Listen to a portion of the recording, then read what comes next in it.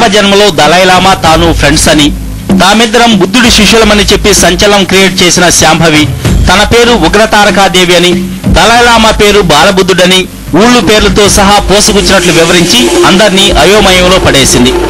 చిలక పలుకులు పలికే ఈ చిన్నారి మాటల్లో నిజమెంతో అబద్ధమెంతో తెలియక జనం ఓ పక్క జుట్టు పీక్కుంటుంటే మరో పక్క ఈ బాల సన్యాసినికి సెలబ్రిటీ స్టేటస్ వచ్చేసింది.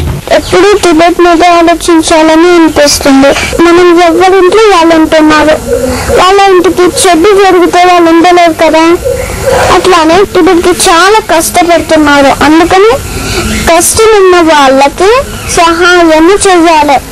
కర్నూలు జిల్లాలోని సూర్యనంది స్థావరంగా కాలక్షేపం చేసే శాంభవి ఎక్కడి నుంచి వచ్చిందో ఎవరికీ తెలియదు.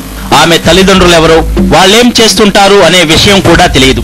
టిబెట్ స్వాతంత్ర్యం కోసం పోరాడతానని కాసేపు, పాకిస్తాన్, చైనా సర్వనాశనం అవుతాయని కాసేపు చెప్తూ ఉంటుంది శాంభవి. ఈ మధ్య ఈ బాల సన్యాసిని తీర్థయాత్రలు కూడా చేసి వచ్చింది. కోటప్ప కొండ లాంటి పుణ్యక్షేత్రాలు దర్శించింది.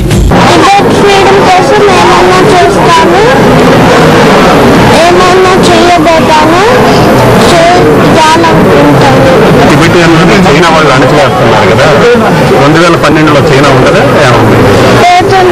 2012లో చైనా ఏమైంది?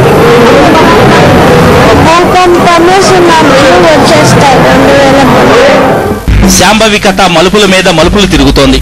ఈ పాపను కలిసేందుకు దలైలామా సెక్రటరీ సూర్యనంది వచ్చాడని కూడా చెప్పుకున్నారు. అంతకుముందే దలైలామాని శాంభవి కలిసినట్లు సమాచారం.